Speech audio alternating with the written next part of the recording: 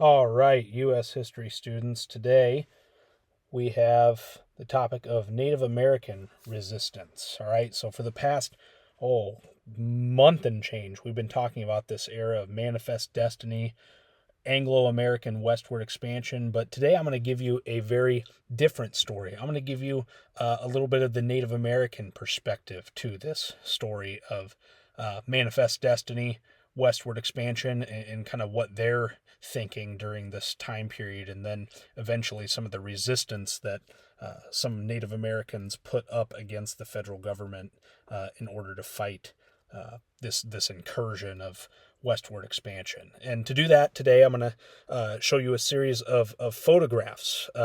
All of these photographs were taken by a gentleman named Edward Curtis, probably one of the greatest photographers that America has ever produced.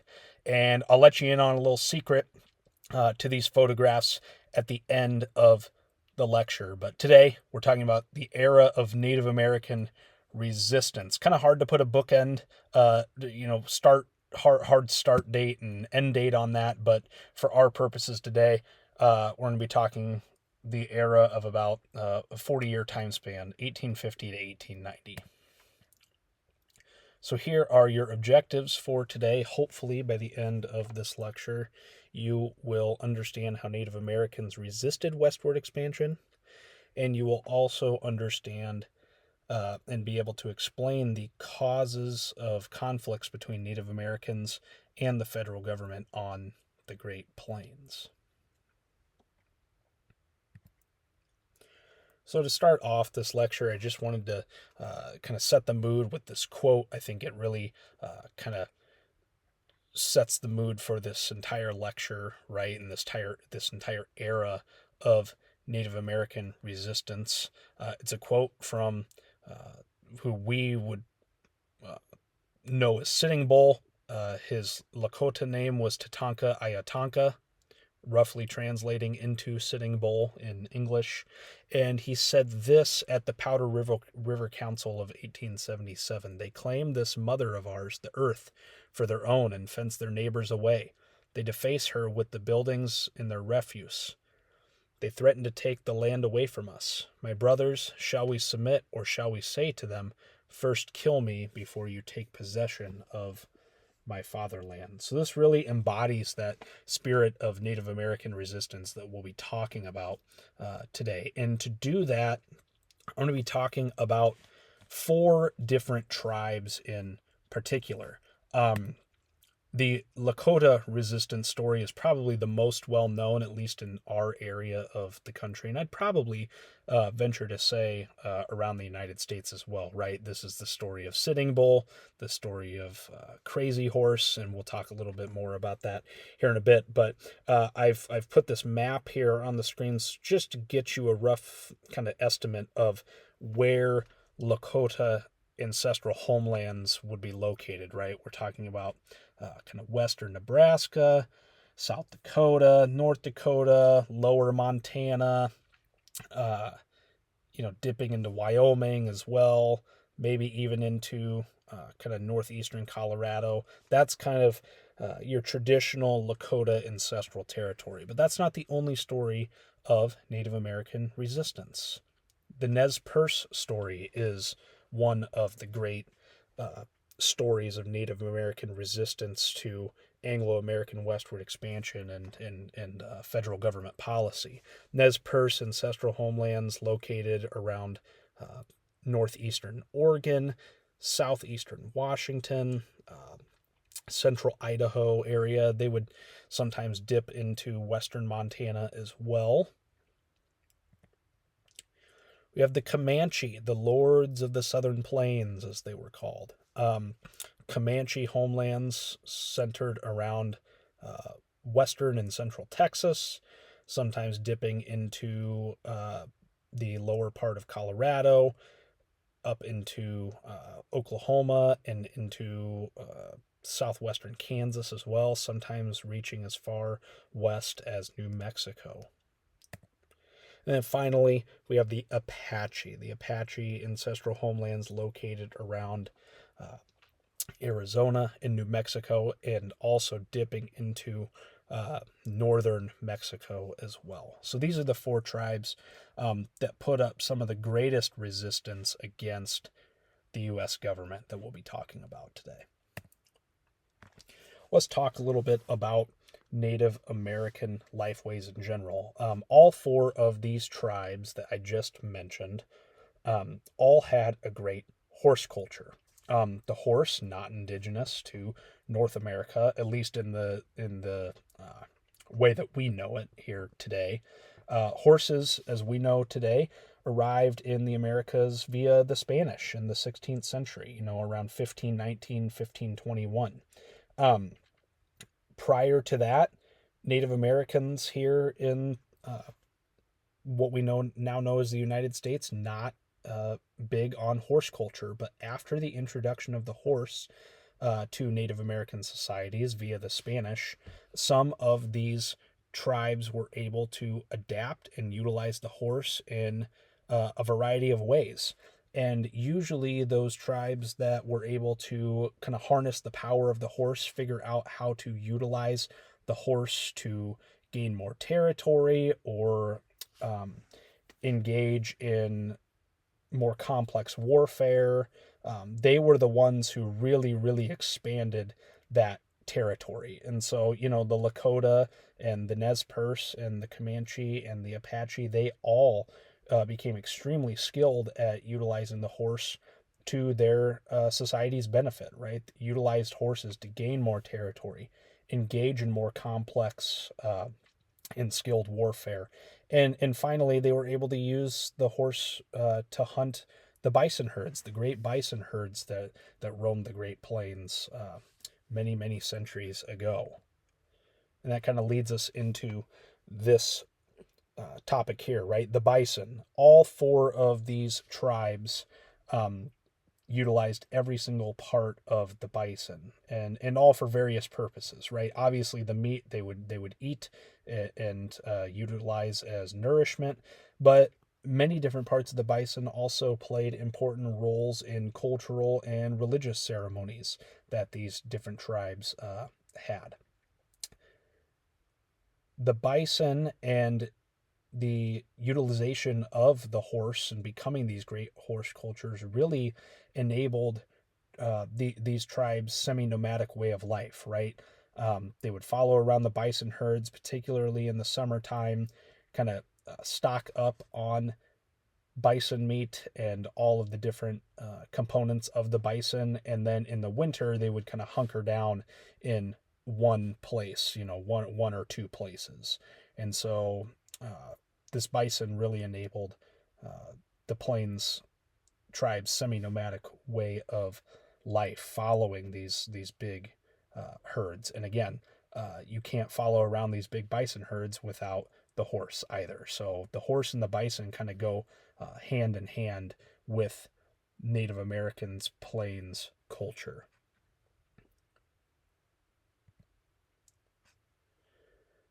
And finally, Native American values and customs were and are a lot different than Anglo-American customs, right?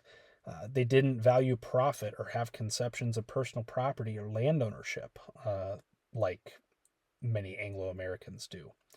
Their land claims were very fluid. They didn't really have permanent boundaries on the land that they claimed, right? Sometimes they would claim ownership of it. Sometimes maybe they get defeated in battle by another rival tribe, and that rival tribe takes claim of that piece of land for a time. So their land claims are not like, Anglo-American land claims where, you have a fenced off backyard, that's your property, and then on the other side is your neighbor's property. Like Native American land claims don't necessarily follow those really strict personal property rules like Anglo-American society did and continues to do. One thing that is interesting when talking about Native American values and customs is many of these tribes intermarried with each other, right? In these tribes are not all necessarily one people that one particular person speaks for and leads, right? There's different, what we would call bands or clans that these tribes are broken into up into. So for example, the band that inhabits uh, that's part of the Lakota that inhabits Montana is not the same as the band of the Lakota that inhabits western Nebraska, right? They're living in very different places. They have some similarities. Obviously, they're tied to that bigger, uh, Lakota tribal uh, kinship network, but they're different in a lot of ways. And so sometimes you would have an Oglala Lakota intermarry with a Hunkpapa Lakota, for example. And so these kinship networks are quite vast and, partially enables them to expand over the big territorial claims, those ancestral homelands that I kind of outlined earlier. And then finally, there is a warrior ethos that persisted in all Native American Plains tribal culture, specifically when talking about the Lakota and the Nez Perce and the Comanche and the Apache. Uh, Young men kind of earned their stripes and moved up rank in society by engaging in battle and warfare. Um, and that's really central to their tribal way of life and culture.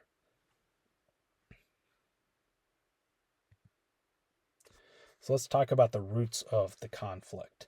I have a Native American term for you up on the screen there, right? Wasichu. Wasichu is a native term roughly translating to white person or white man. And the roots of the conflict really do start with the Wasichu and this concept of manifest destiny that we should be familiar with by now, right? Once Anglo Americans really start migrating west of the Mississippi River around the 1840s, that's when the roots of the conflict really start to take shape. You got to think back to when, Lewis and Clark, for example, some of the first white men to cross the Mississippi and go up the Missouri and, meet with some of these tribes like the Lakota and the Nez Perce. Um, Initially they were going there to try to establish trading partnerships with these tribes, and some tribes like the Lakota were interested in establishing a relationship like that, uh, and some tribes like the Nez Perce were also interested in establishing a trading relationship like that.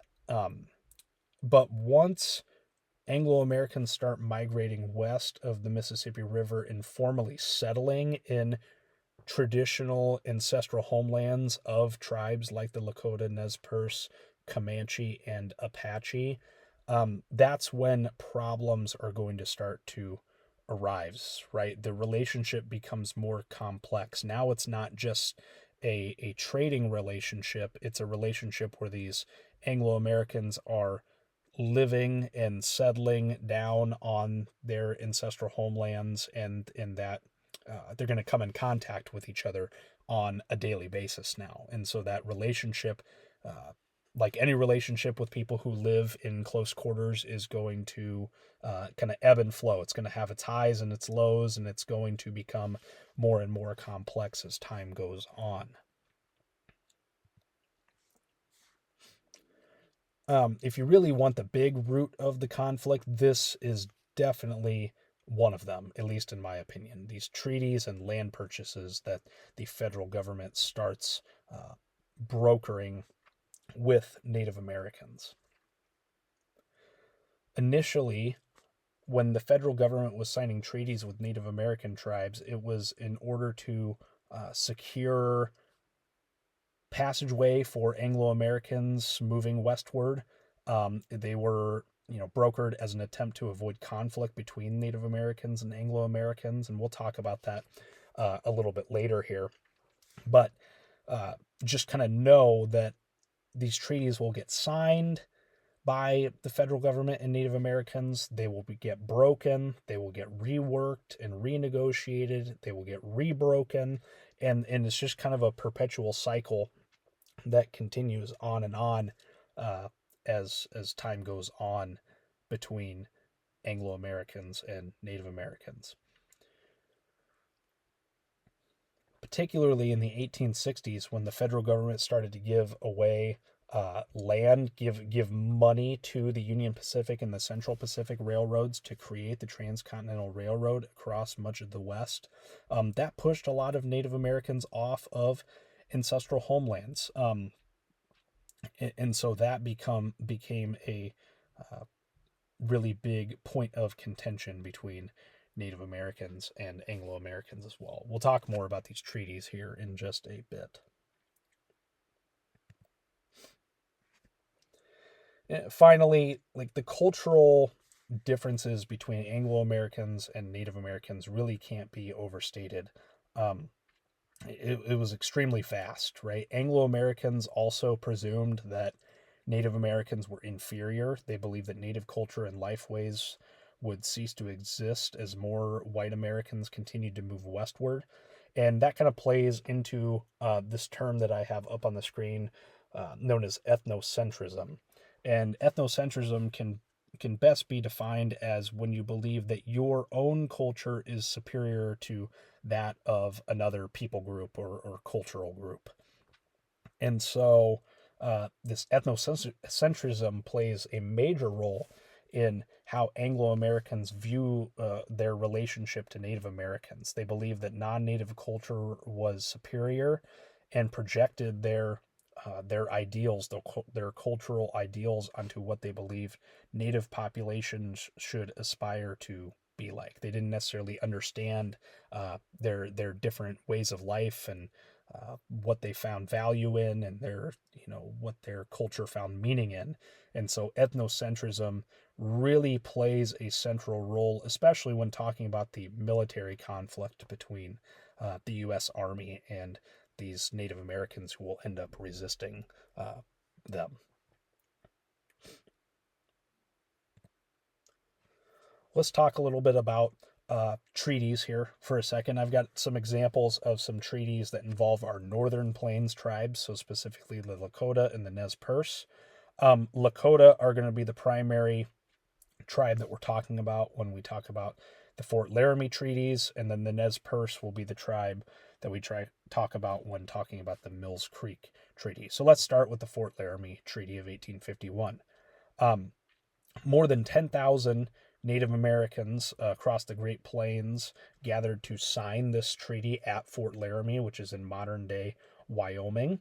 Oglala Lakota, Brule Lakota were some of the specific bands or clans of the Lakota tribe that were in attendance at the Fort Laramie Treaty of signing of 1851. The Southern Plains tribes, like the Comanche and the Apache, refused to attend this treaty. The essence of what the federal government was trying to do with getting Native American tribes to sign the Fort Laramie Treaty of 1851 was to guarantee safe passage for settlers along the Oregon Trail. And they also wanted roads and forts to be built in Native American ancestral homelands, which also, includes some U.S. territories that Native American tribes are not necessarily, aware that they have been created as territories or deemed territories by the federal government. And so the federal government wants roads and forts to be built within this territory in the West, and in exchange for Native Americans agreeing to have roads and forts being built in these territories, the federal government will give Native American tribes, those who sign this treaty, an annuity in the amount of $50,000 for 50 years, and they also promise to protect against any wrongdoing by white settlers. So this is really the first time that you have a large number of Plains Native Americans signing a treaty with the federal government. Now, this treaty, again, it'll get broken, it'll get reworked You can see here we'll talk about the Fort Laramie Treaty of 1868 here in a second. Um, some of the wrongdoing by white settlers that Native Americans were supposed to be protected against does not get reprimanded by the federal government, and so this treaty really becomes moot at the end of the day. In turn, Native Americans will attack Anglo-American settlers along the Oregon Trail and along various other trails that are constructed in the West as well. Real quick, let's talk about the Mills Creek Treaty of 1855. This is a treaty that's signed by the federal government and primarily the Nez Perce Nation. There's other far northwestern Native American tribes that send representatives as well. But Nez Perce had to cede 7.5 million acres of ancestral homeland in order to move on to a smaller reservation.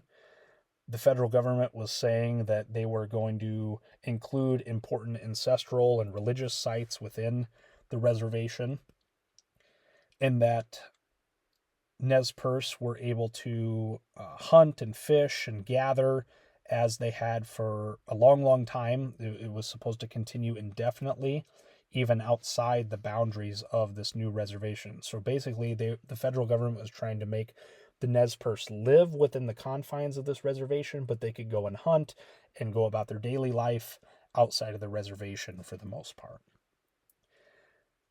This Mills Creek Treaty didn't last super long. Eventually, it was the terms were reversed, and the Nez Perce were told that their entire life had to be confined onto a much smaller reservation just a few years later in 1863. And this really kind of ratchets up the tension between the Nez Perce and representatives of the federal government that we'll talk about here in just a little bit. And finally, the Fort Laramie Treaty of 1868, another conference that was held at Fort Laramie and resulted in a treaty between the federal government and the Lakota and Arapaho tribes. Because of some of the hostilities that were taking place between Native Americans and white settlers, the federal government decided that they needed to create what they called the Great Sioux Reservation, and they wanted to relocate many of the Lakota onto this Great Sioux Reservation that would have included the Black Hills in South Dakota, one of the most sacred religious sites for all Lakota peoples. And so tribes involved, like the Lakota and Arapaho, had to give up many thousands of acres of land that had been promised in earlier treaties, and had to kind of re-promise to not attack railroads or settlers again. So you had a few prominent Lakota leaders, such as Red Cloud and Spotted Tail, sign the Fort Laramie Treaty of 1868. But you had others that refused, and we'll talk about some of those others here in just a bit.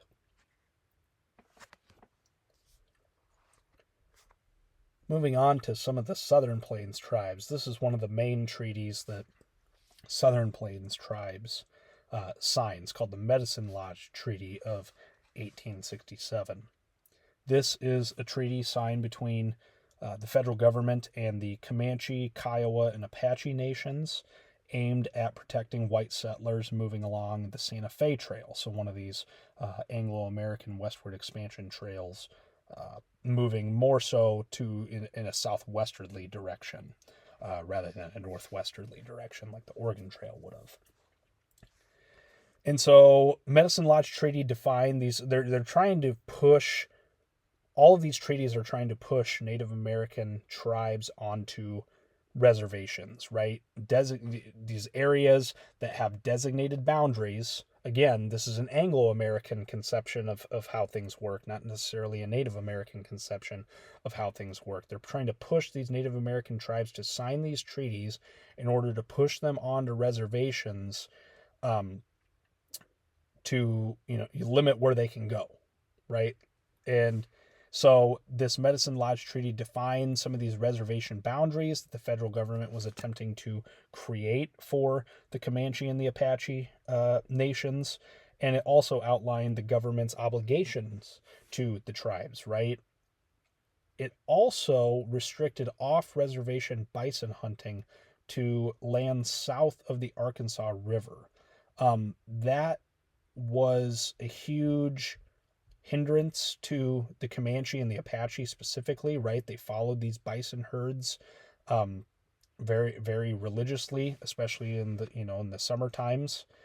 And so many Comanche and Apache did not sign this treaty specifically because of the fact that the Medicine Lodge Treaty restricted bison hunting to land south of the Arkansas River. And once again, neither side upheld the Medicine Lodge Treaty,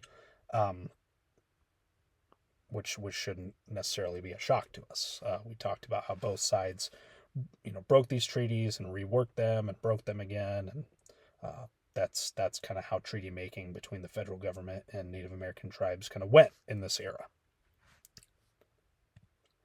And so you have some Native American leaders for all of these tribes who touch the pen, right? Sign these treaties with the federal government, and some move on to these reservations that the federal government is attempting to create and restrict their movements to.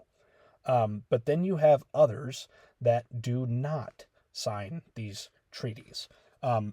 This phrase that I have up here on the screen, as long as the grass grows and the rivers run, that was a common phrase that many federal government agents who were sent out to negotiate these treaties with Native American tribes told the Native Americans, how long will this treaty last, and how long will it be good for, and how long will the federal government uphold their promises to the Native American tribes that sign this treaty. And the federal government agents would say something along the lines as, well, as long as the grass grows and the rivers run, that's how long this treaty is good for.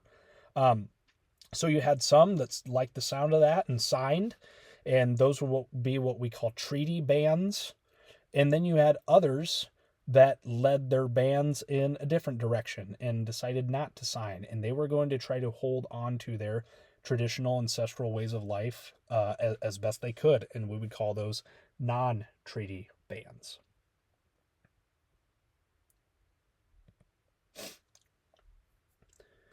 So let's talk real quick about these tribes and the resistance that they put up.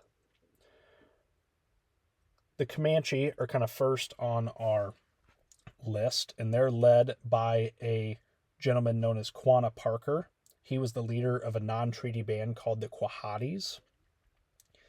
And by spring of 1874, there was major discontent on the Comanche reservations. They were very, very upset at the fact that they were limited to hunting bison in specific areas. And so among Native Americans, both on the reservation and off the reservation, there was talk of war and killing and of driving the white man from their land once and for all. One of the major engagements that happened during this Red River War, right, this war between the Comanche and the U.S. government, was the Battle of Adobe Walls. Comanche and Kiowa warriors attacked an outnumbered Anglo settlement at a place called Adobe Walls in Texas, but they couldn't win a decisive victory, primarily because the Anglo-Americans were armed very, very well.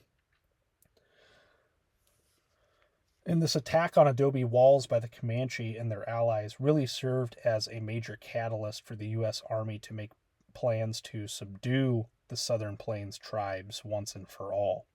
You got to remember, these Native American tribes like the Comanche and Apache and Lakota and Nez Perce, they have no really conception of how big America has gotten, how many people comprise the U.S. Army, and they just don't understand the technological advances that Anglo-American society has made. Right, like the invention of the telegraph. The U.S. Army is able to communicate in much quicker time over vast distances with each other to kind of pinpoint the location of these non-treaty bands like Quanah Parker's Quahatis. And so the River War officially ended in June of 1875, right, when the U.S. Army sent so many people to try to hunt down Quanah Parker and his non-treaty band that were resisting, and eventually they were able to force the Quahati and Quanah Parker to go to Fort Sill, which is in modern day Oklahoma, and surrender. And that's kind of the end of Comanche resistance. Now, here's the story you probably all are at least a little bit familiar with, like, right, the story of the Lakota resistance.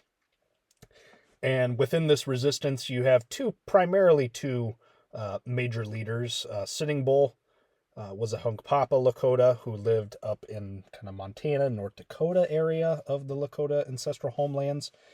He was a holy man, used to be a warrior when he was younger. By the time of the Great Sioux War here, he is an older gentleman. And then you have Crazy Horse, who is still very young. He is Oglala Lakota, so lived in western Nebraska, lower South Dakota area, and he is a warrior. He is a full-fledged Lakota warrior. And so within this Great Sioux War between the Lakota non-treaty bands and the federal government, there are many different engagements and little battles.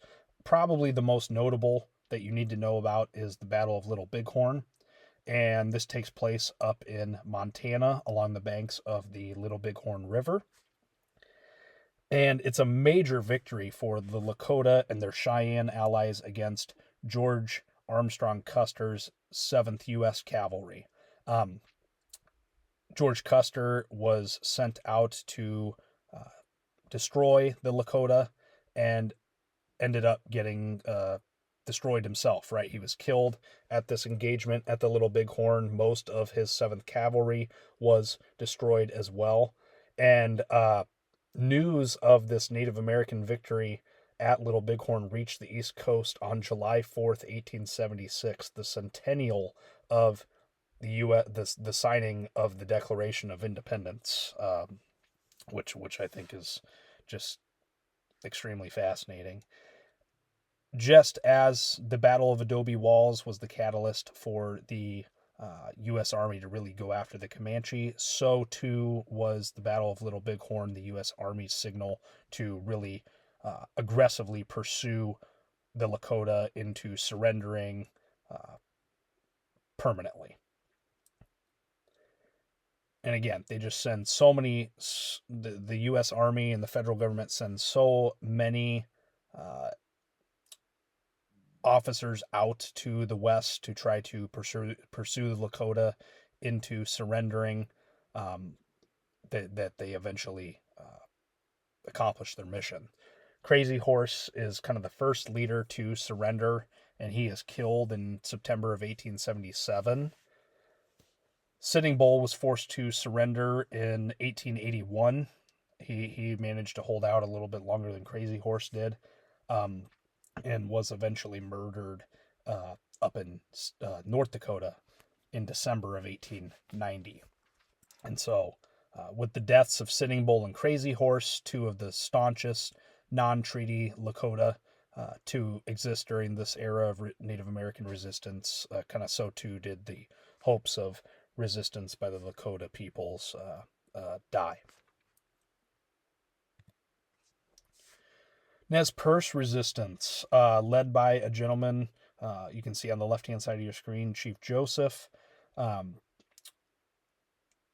Joseph led non-treaty bands since the start of bands not signing that Treaty of Mills Creek in 1855. He refused to move on to the shrinking Nez Perce Reservation outlined in that Treaty of 1863, which kind of reworked those reservation boundaries from the Mills Creek Treaty of 1855. And along with his brother, led resistance to the U.S. Army posted in the Northwest United States that was sent to force them to surrender. And the Nez Perce story is kind of crazy. The Nez Perce, under Chief Joseph's leadership, led the U.S. Army on a protracted chase through rugged terrain of areas like Idaho, Wyoming, and Montana. But by September of 1877, they had made it as far as the Bear Paw Mountains, which is about 40 miles away from the U.S.-Canadian border, where they were attempting to cross that border to seek asylum in Canada.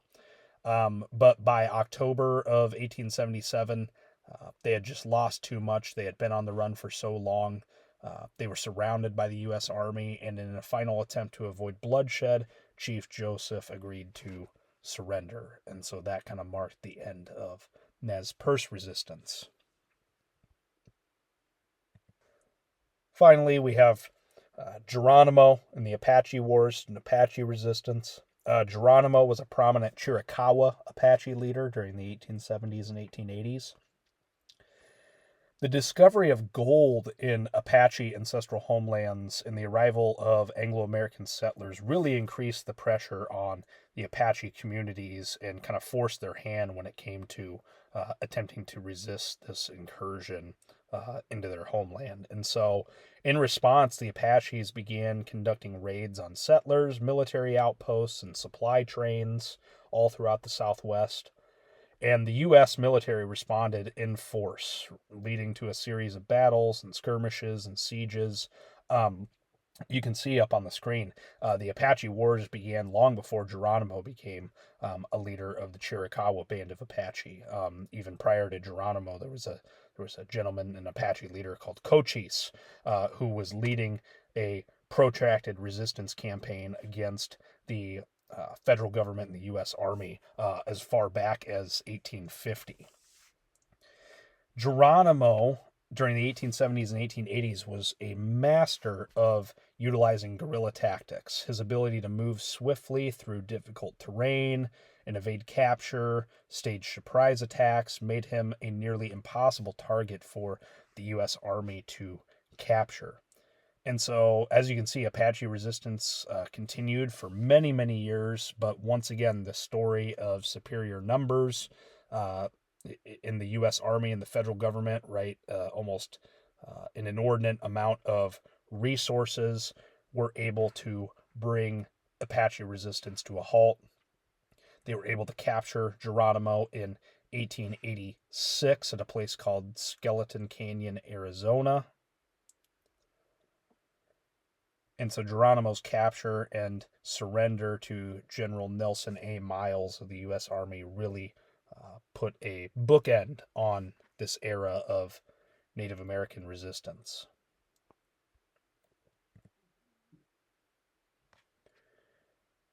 Well, all four tribes, like I said, there came an end to the days where they were able to physically resist the U.S. government, right? They couldn't engage in warfare with them anymore. And they were wondering, is this it? Is living on a reservation kind of it for our peoples? Is this how our way of life ends? And as Plains tribes were being forced to move to reservations over in kind of the Utah area, a Paiute holy man named Wovoka. Paiutes is another Native American tribe. This holy man named Wovoka began preaching a new religion, which centered around what he called the ghost dance. Wovoka claimed to have had a vision during an eclipse in which he was told that Native peoples could reunite with their ancestors and the world would be renewed if they followed certain spiritual practices, including this ghost dance.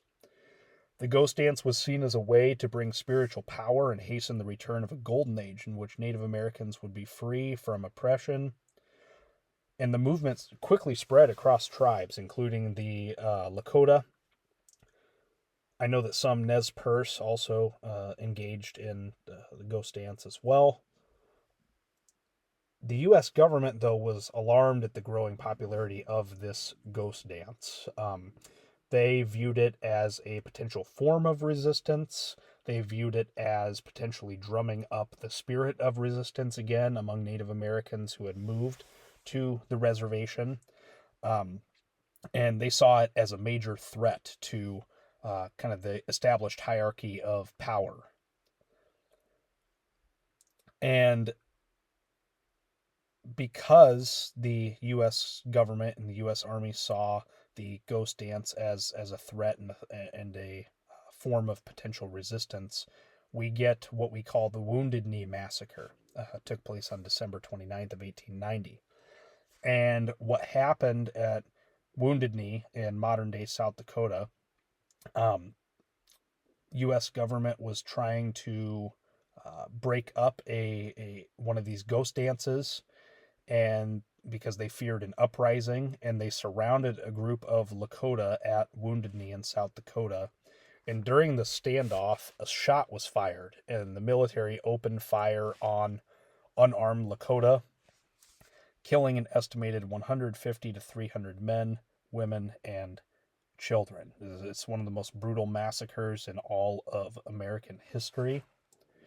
And Wounded Knee Massacre really marked a brutal end to the ghost dance movement, as well as crushing all semblance and spirit that may have been kind of re-fomenting for Native American resistance to Anglo-American expansion and U.S. government policy on the Great Plains.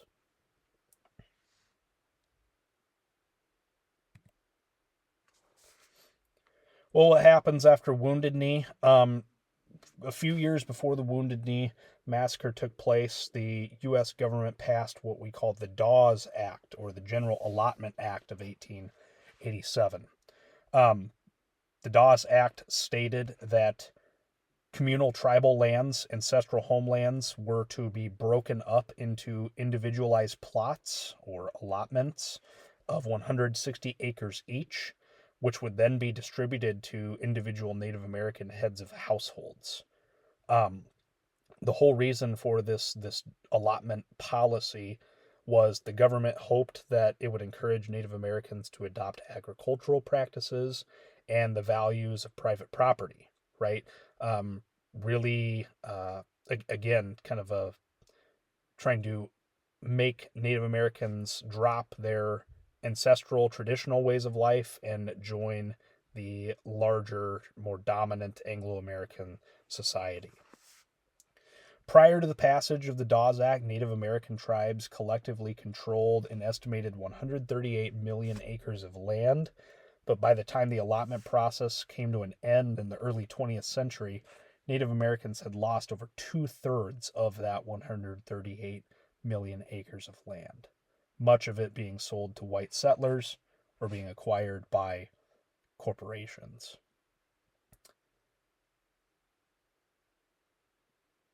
The shift to individual allotments really undermined traditional Native American ways of life. The emphasis on farming was often at odds with their nomadic or semi nomadic lifestyles, and really was an attempt to, part of the attempt to get Native Americans to assimilate into the larger Anglo American culture. It paved the way for a massive cultural erosion of Native American peoples by the federal government. But that's something that Miss Cahill will talk about next week when we talk about Native American assimilation. In conclusion, I told you at the beginning of this lecture I had a little secret to fill you in on about these photographs that I've been showing you all throughout this presentation. Edward Curtis did not take these photographs during the era of Native American resistance. Edward Curtis took these photographs during the era of Native American assimilation. However, if you notice, every single one of these pictures depicts Native Americans in their ancestral homeland, in traditional dress, not Americanized in any way, shape, or form, really.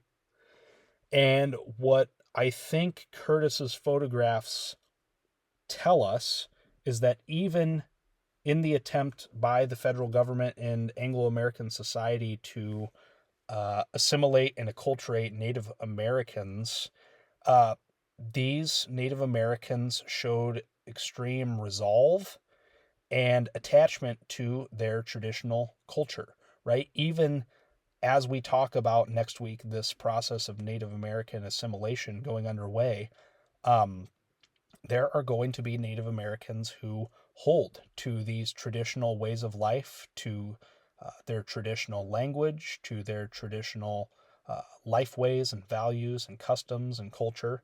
And I think Curtis's photographs, even though they're taken during what we would technically call this era of Native American assimilation, it shows that these people were not quite ready to give up the fight just yet. Even though uh, armed resistance has, officially ended, resistance takes many different, forms and shapes. And I think Curtis's photographs really embody the spirit of Native American resistance, albeit not necessarily in a physical confrontation sort of way.